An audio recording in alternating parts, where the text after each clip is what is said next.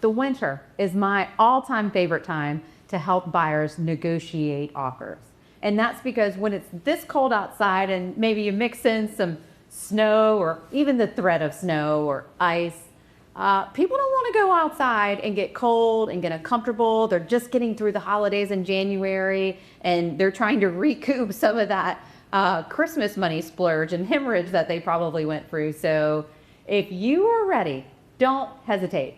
In January and February, if you're willing to do what most other people won't, and that means go look at houses, start making offers, you can probably negotiate more favorable terms. And that's because this time of year, we might have what we call some stale listings. And what I mean by that is that a seller could have tried an aspirational price back in 2025. And there's something about carrying a property from one year to the other that messes with a seller. And that all of a sudden, they get incredibly realistic.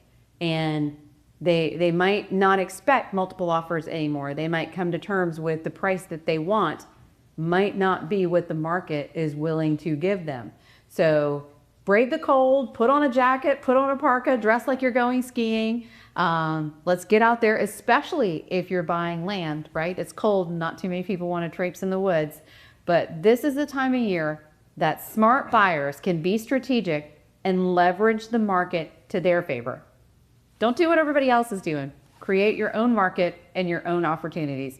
I'm Angela Rodriguez with Encore Realty, and I'm happy to be your guide, whether it's rainy, cold, or snowing.